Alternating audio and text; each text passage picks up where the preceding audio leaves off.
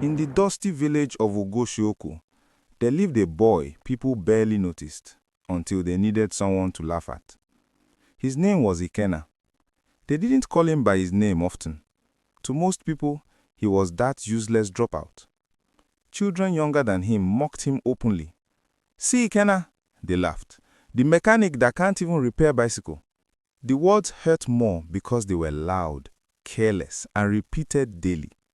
Ikenna never argued, never fought back. He simply lowered his head and walked away, carrying the weight of shame on his shoulders. Not because he believed them, but because he had grown tired of explaining himself to people who never wanted to listen.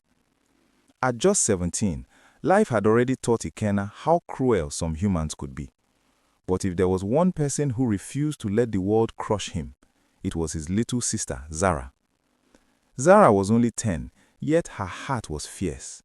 Anytime anyone insulted her brother, she stood tall, her small fists clenched, her eyes sharp with fire. "Leave my brother alone," she would shout. "He's better than all of you." Ikenna often begged her to ignore them, but Zara never listened, because she knew something the village didn't know. Years earlier, their father, Mr. Chukwudi, had died suddenly. His death shattered everything. He had been a quiet man, honest, hard-working, and full of dreams for his children. Before he died, he borrowed money from his elder brother, Mr. Namdi, to expand his small business. Death came before repayment. Mr. Namdi, on the other hand, showed up at their mother's house days after the burial. "Pay my money," he said coldly. Their mother, Mama Chisom, fell ill not long after. Her body grew weak, but her spirit fought on. She begged, explained, and cried, but illness doesn't listen to pleas. Finally, when she could no longer stand on her own, Mr. Namdi gave her a cruel ultimatum. "If you can't pay, give me the children. They will work until the debt is cleared." That night, Mama Ikenna cried until her voice disappeared. She begged him with little money, but he refused. And with shaking hands, she handed over her children, not because she wanted to, but because she had no strength left to fight. Life in their uncle's house was nothing like home. They became servants overnight. They ate leftovers, they slept in a small hot room without light or fan, they were beaten for mistakes they didn't make. Ikenna stopped going to school immediately so Zara could continue. There wasn't enough money for both. He worked small jobs around the village, carrying loads, washing plates, doing errands, just to pay Zara's school fees. Every night, Zara whispered the same words. "Brother, one day we will leave this place." Ikenna smiled weakly, not sure if he believed it. One morning, their uncle made a decision. "You are too useless to be roaming around," he told Ikenna. "I'm sending you to my friend's mechanic workshop." Ikenna begged, "Please, uncle, I want to go back to school." The slap came without warning. "School?" his uncle scoffed. "People like you don't need school." That was how Ikenna entered the workshop. Every day was humiliation. "Bring spanner." He brought the wrong tool. "Are you mad?" Laughter followed. They called him slow. They called him stupid. They called him all sorts of names. What they didn't know was that Ikenna's mind worked differently. At night, when the house slept, Ikenna worked. He collected broken radios, old torches, dead fans, things people had thrown away. No one taught him. No one showed him how. Yet, wire by wire, battery by battery, he brought dead things back to life. One night, after weeks of trying, a small rechargeable torch flickered, then stayed on. Zara gasped. "We have light," she whispered, because there was no light in their room. That night, hope returned to their tiny room. Zara watched her brother carefully as he was about to bring more torch to life.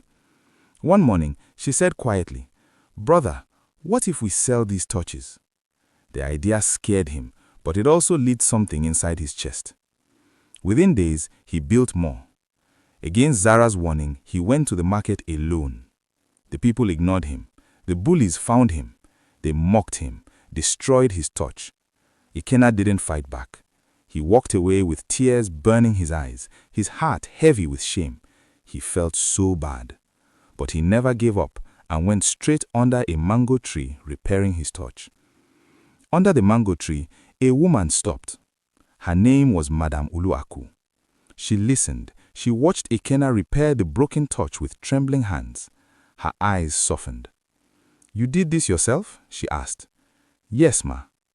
That moment changed something, but Ikenna didn't know it yet. Because kindness often enters quietly before storms begin.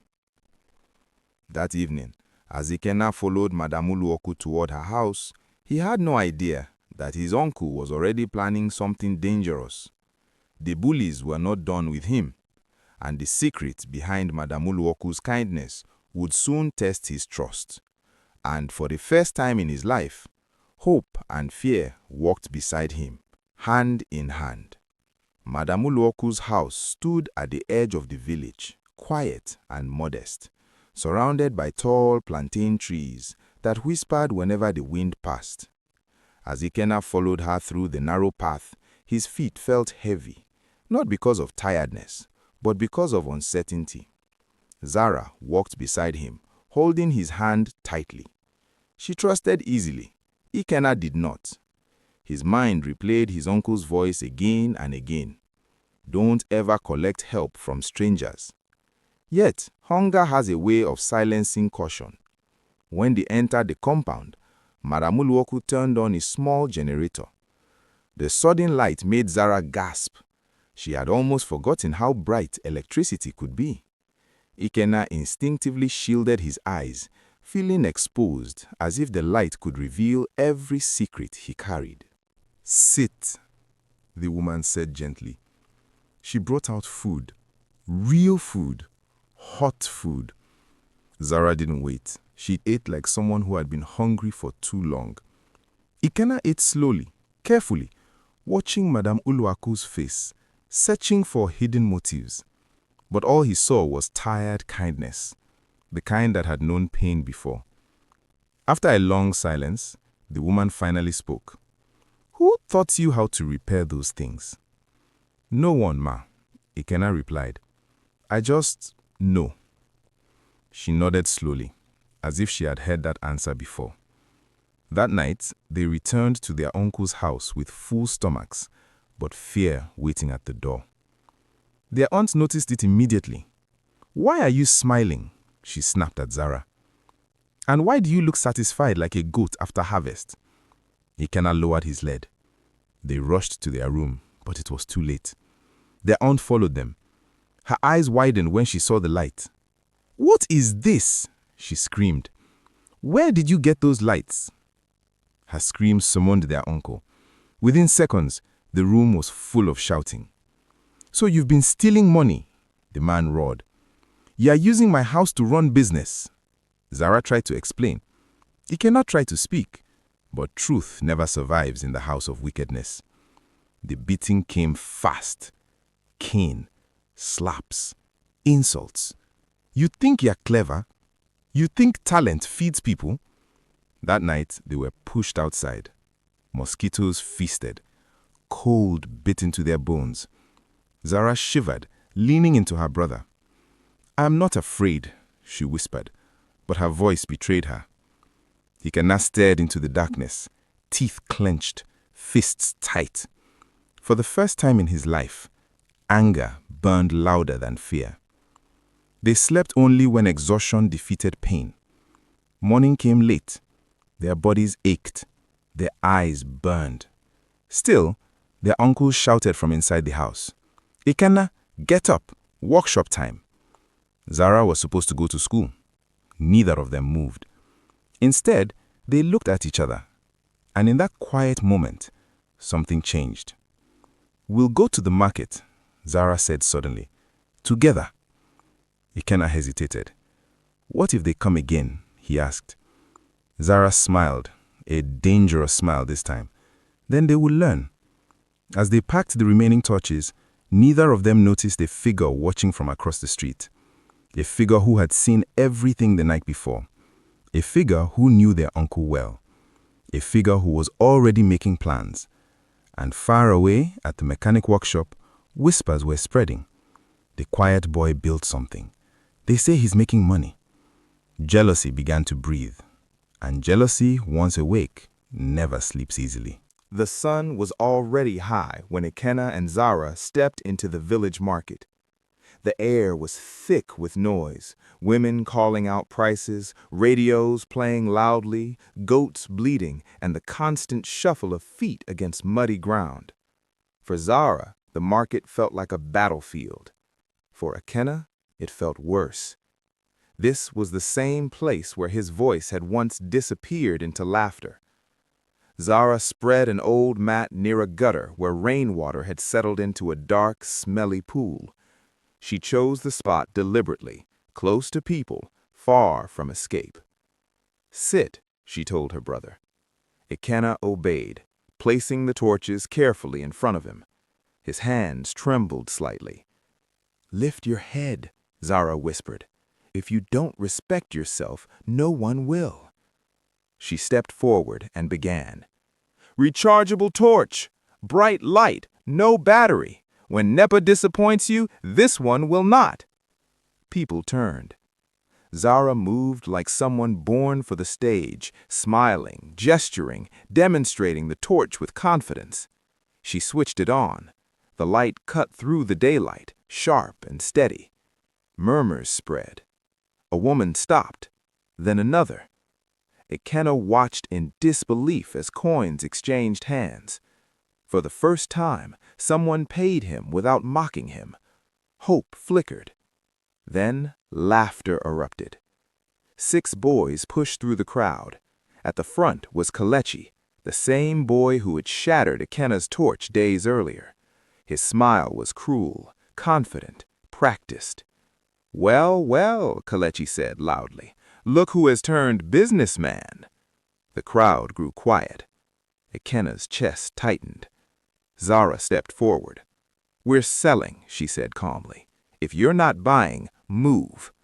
Kelechi laughed. "Small girl, you get mouth."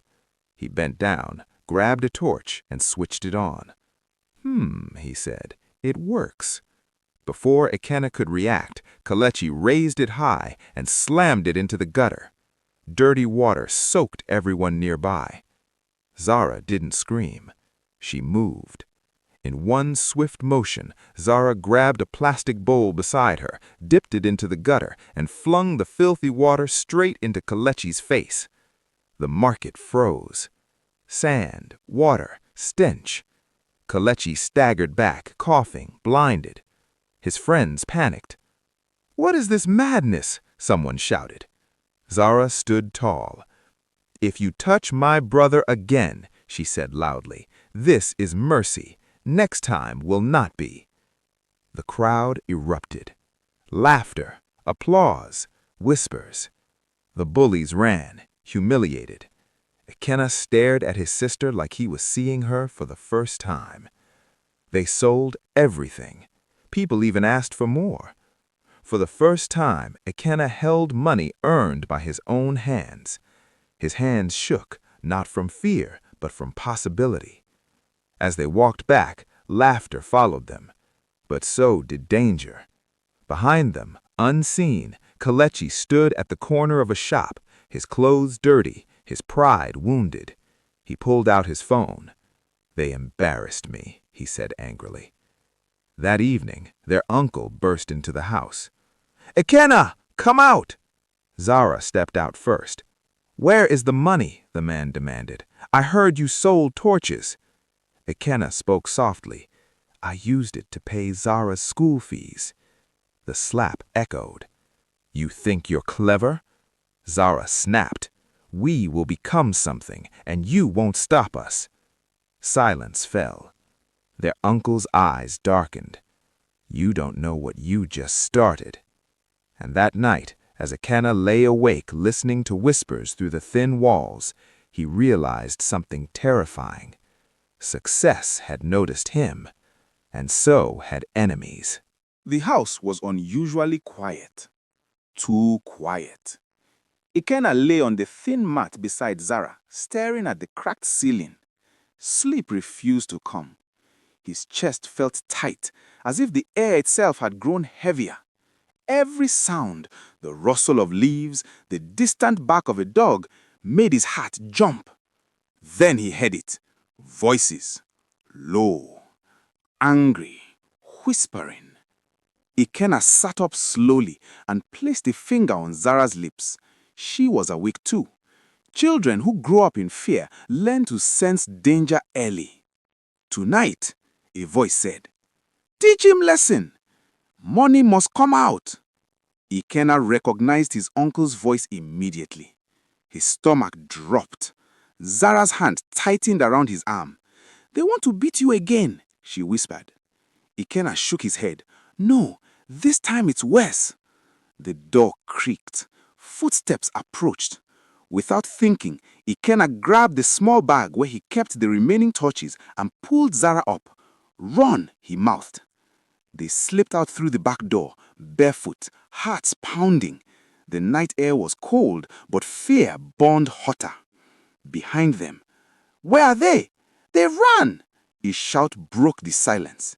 Ikenna and Zara ran through bushes, thorns scratching their legs.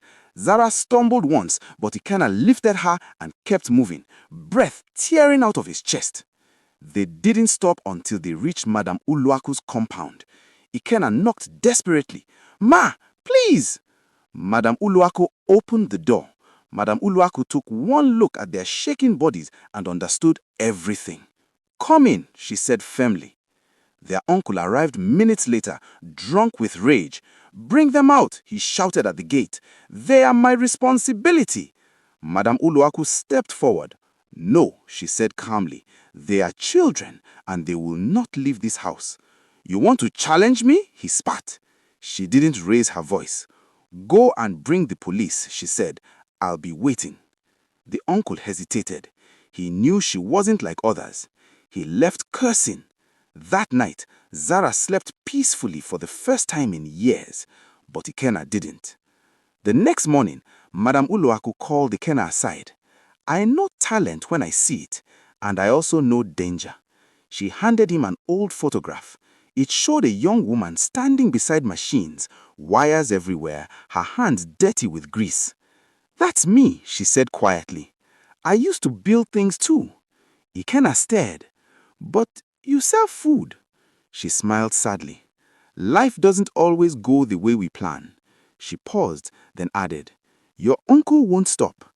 People like him never do." Ikenna felt fear crawl up his spine. "What should I do?" he asked. Madame Uluaku looked at the torches in his bag. "You have a gift, and gifts attract enemies before they attract success." Outside the compound, a familiar voice laughed. "Kelechi, let's see how far they can run." Madame Uluaku's face hardened. This is no longer just about survival. It's about choice. Ikenna swallowed. For the first time in his life, he had to decide. Stay and fight or disappear to protect his sister. And before he could answer, a knock thundered at the gate. Ikenna's heart slammed against his ribs. Zara clutched his shirt, her fingers cold and trembling. Madame Uluaku did not move immediately. She stood still, listening, not to the knock, but to the silence that followed it. Only someone with authority knocked like that. She walked to the gate slowly. "Who is it?" she asked. A deep voice replied, "Open up. Community security." Ikenna's breath caught. Community security meant trouble, sometimes worse than the police, because they listened to whoever paid them first. Madame Uluaku opened the gate just a little. Two men stood outside, wearing faded uniforms. Behind them, half hidden by the darkness, was Kelechi. His eyes met Ikenna's through the crack in the gate, and he smiled. "I told you," Kelechi said softly. "You can't hide forever." "These children," one of the security men said, "are accused of stealing and causing disturbance in the market." Madame Uluaku laughed, a short, sharp sound. "Stealing?" she repeated. "From who?" Kelechi stepped forward. "They're selling fake torches, scamming people. When we challenged them, they attacked us." Zara gasped. "That's a lie." Ikenna felt heat rush to his face. His mouth opened, but no sound came out. Madame Uluaku turned slowly and looked at Ikenna. "Bring the torches," she said. His hands shook as he placed them on the table. She switched one on, bright, steady, silent. She handed them to the security men. "Fake?" she asked calmly, "or fear?" The men exchanged looks. Kelechi's smile faltered. "Whether fake or not," one guard said, "you know how things work. Settle this matter." Madame Uloku understood immediately. She reached into her bag and placed money on the table. "Take this and leave. These children will not be touched." Kelechi exploded. "No," she shouted. "They embarrassed me. They must pay." The guard grabbed the arm of the other. "Enough." While they were turning to leave, at the gate, one guard paused and looked back at Ikenna. "Boy," he said quietly, "talent without protection is dangerous." Then they left. The compound fell silent. Zara began to cry, not loudly, but in broken breaths. "I'm tired," she whispered. "I'm tired of running." Madame Uloku knelt in front of her and wiped her tears. "You won't run again," she said. She turned to Ikenna.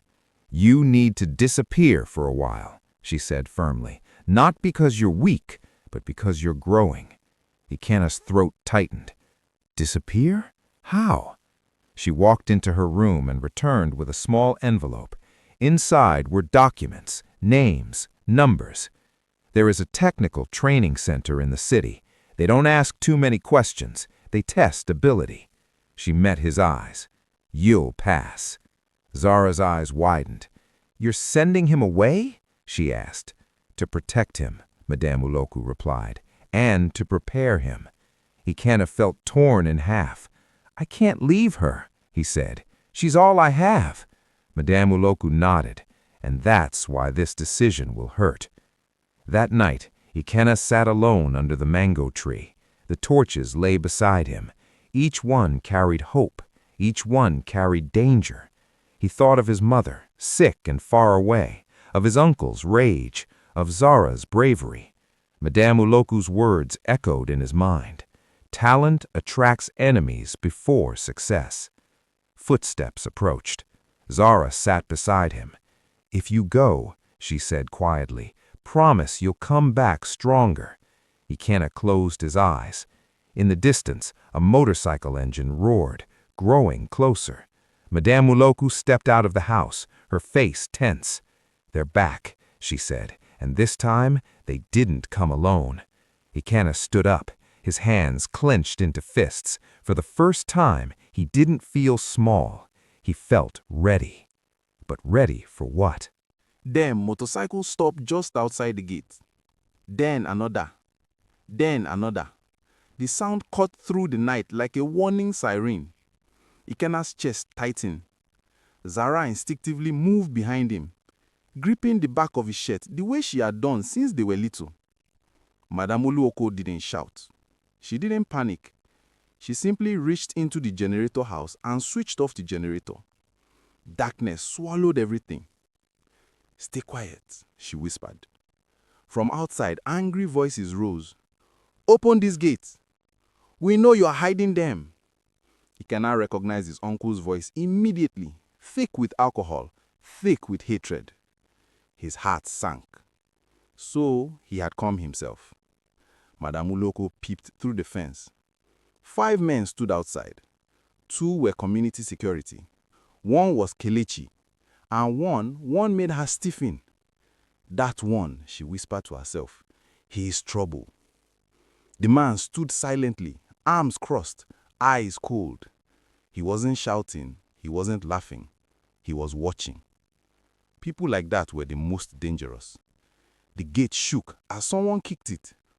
"Woman," Ikenna's uncle shouted, "bring out that useless boy. He thinks he's smart now." Zara's body trembled with anger. "He is not useless," she whispered through clenched teeth. "He never was." Ikenna swallowed hard. For the first time, he didn't want to hide. Madame Uloku turned to him sharply. "You must leave, now." Ikenna shook his head. "If you run, they'll hurt you, and they'll never stop." Her eyes softened. "Don't you know that?" Another kick slammed into the gate. "Ikenna," his uncle screamed, "come out before I break this gate and drag you out myself." Zara stepped forward. "I will go," she said suddenly. Both adults froze. "No," Ikenna said immediately. "No." "They want you," Zara continued, her voice shaking but firm. "If you leave, they'll follow you forever. If I go out, maybe they'll stop." Madam Uloko grabbed her shoulders. "Never say that again." Zara looked up, tears streaming. "I'm not afraid anymore. I'm tired of watching them hurt you." Ikenna's heart cracked. Before anyone could stop him, Ikenna walked toward the gate. Madam Uloko clutched his arm. "If you step out there, your life will change." He nodded. "I know." He opened the gate. The men fell silent. His uncle laughed. "So, you finally grew him out," he sneered. "See him now, forming man." Kelechi stepped forward, pointing. "That's him. That's the boy." "You," he said to Ikenna, "you think talent gives you respect?" Ikenna raised his head. "No," he replied quietly, "but it gives me a future." That answer landed harder than a slap. His uncle moved closer. "Give me the money, and promise you stop this nonsense." Ikenna shook his head. "There's no money, and I won't stop." The slap came. Hard. Zara screamed. Madam Uluoku stepped forward instantly. "Touch him again," she said, her voice calm but deadly. "And this ends differently." The man studied her carefully. "You are protecting him," he said. "Why?" She didn't answer. Instead, she reached into her bag and brought out an envelope. She handed it to the man. He opened it. His eyes changed slowly. "So, you should have said so earlier," he muttered. Kelechi frowned. "What is it?" he asked. The man ignored him. He turned to Ikenna. "Boy," he said, "you have one night." Ikenna frowned. "One night for what?" "To disappear." The man turned to the others. "We are leaving." "What?" Kelechi protested. "Just like that?" "Yes," he snapped. "Unless you want trouble you can't handle." Reluctantly, they left. The gate closed. Silence returned. Zara collapsed into Ikenna's arms, sobbing uncontrollably. Madam Uloko exhaled slowly, like someone who had been holding her breath for years. She looked at Ikenna. "I didn't want you to know this yet, but now you must." She pointed at the envelope. "That name inside," she continued, "belongs to someone very powerful." Ikenna's stomach tightened. "What does that mean?" "It means," she said slowly, "they will come back. And next time," she added, "they won't be bluffing." Ikenna looked at the torches lying quietly on the ground. Once they were scraps. Now they were the reason his life was in danger. And yet, he felt something new rising inside him. Dawn came quietly. Too quietly. The sky was pale gray, as if even the morning was unsure whether to rise fully or retreat back into the night. The village that once mocked Ikenna slept peacefully, unaware that a decision made before sunrise would change a boy's life forever. Ikenna had not slept. He sat on the wooden bench outside Madam Uloku's house, staring at the small bag at his feet. Inside were a few clothes, the envelope Madam Uloku had given him, and one rechargeable torch, the very first one he had ever built. Zara stood at the doorway, watching him. Her eyes were swollen from crying, but her back was straight. She refused to look weak today. "You don't have to go yet," Zara said softly. Ikenna forced a smile. "If I wait," he replied, "they'll find me." Madam Uloku stepped out behind Zara. She held 3 things in her hands: a small phone, some money wrapped carefully in nylon, and a folded paper. "This number," she said, handing him the phone, "belongs to the training center." She pressed the money into his palm. "Don't ask how I got it, just use it wisely." Ikenna knelt. "Ma'am, I don't know how to thank you." She lifted him up immediately. "You will thank me," she said, "by surviving. Zara walked closer. Her voice broke. "Promise me something. Anything," Ikenna replied without hesitation. "Promise you won't forget who you are, and promise you won't stop building things." Tears burned his eyes. "I promise. I'll come back for you." Zara nodded. "I'll be waiting. I'll be strong." They hugged tightly. For a moment, time stood still. Before Ikenna could turn away, Madame Uloku spoke again. "Listen to me carefully," she said. "You are not running because you are weak." She stepped closer. "You are leaving because some battles are not meant to be fought yet." She looked him straight in the eyes. "Do not trust easily. Do not reveal your talent too soon, and whatever you do, never come back unprepared." Ikenna nodded. A bus horn sounded in the distance. Once, twice. Time was up. Ikenna lifted his bag. Zara grabbed his hand one last time. "Brother." The city did not welcome Ikenna. It swallowed him. Tall buildings blocked the sky. The air smelt of fuel, sweat, and hurry. People moved fast, eyes forward, carrying dreams too heavy to explain. Ikenna clutched his bag tightly as he stepped off the bus, feeling smaller than he ever had back in the village.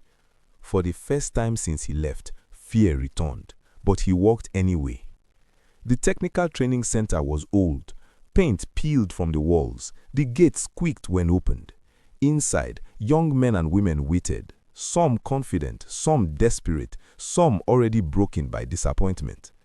A man with tired eyes and oil-stained hands looked at Ikenna. "What can you do?" he asked flatly. Ikenna hesitated. Madame Uluaku's warning echoed in his head. "Do not reveal your talent too soon." "I can fix things," he said carefully. The man snorted. "Everyone says that." He pushed a broken solar inverter across the table. "It's dead. If you revive it, you stay." Hands shaking, Ikenna opened it. As he walked, the wall disappeared. Wires spoke to him. Circuits made sense. Problems had answers. 30 minutes later, the inverter hummed softly. Light flickered, then stayed on. The room went silent. The man stared. "Where did you learn this?" Ikenna swallowed. "From hunger," he replied. The man nodded slowly. "You are in." Weeks passed. Ikenna slept on the floor, worked late, and learned faster than anyone else. But talent attracts attention and envy. One night, his design went missing. Another student had stolen it, claimed it. When confronted, the supervisors doubted Ikenna. "No records, no proof," they said. The old pain returned. The word useless echoed in his mind. That night, Ikenna sat alone, staring at his torch. Zara's voice filled his head. "Make them regret it." He stood up. The next day, during inspection, the stolen design failed publicly. Power surged, sparks flew, panic broke out. Before anyone could stop him, Ikenna stepped forward. "Switch it off," he shouted. "It will explode." They listened, too afraid not to. He fixed the arrow in seconds, explained every step. Silence followed. The truth could no longer hide. The thief was exposed. The supervisors apologized, but Ikenna didn't smile, because something inside him had changed. He no longer needed their approval. That evening, his phone rang. An unknown number. He answered slowly. "Ikenna," a familiar voice said. "Madame Uluaku." His breath caught. "How is Zara?" he asked immediately. "She's fine," she replied. "She's strong, just like you." He exhaled. "They've stopped coming," she continued. "The men, your uncle and Kelechi." Ikenna closed his eyes. "Good," he whispered. "There's more," she said gently. "Your mother, she's getting treatment. Someone noticed your work." Tears slid down his face. For the first time, they were not from pain. Months later, Ikenna stood before a small workshop with his name painted on the sign. Ikenna Tech and Power. Inside, young boys and girls walked, learning, laughing, building. One afternoon, a familiar figure walked in. Zara. Taller, stronger, smiling. He froze, then ran. They hugged for a long time. "I told you I'd come back," he whispered. She smiled through tears. "You didn't just come back," she said. You came back as light. Ikenna looked around the workshop, at the tools, the people, the glowing bulbs overhead. Once, darkness followed him everywhere. Now, he was the one chasing it away. And this time, the light stayed on. Thank you for watching. If you want this story to continue, please tell us in the comments section. Like, share, and follow for more interesting stories like this.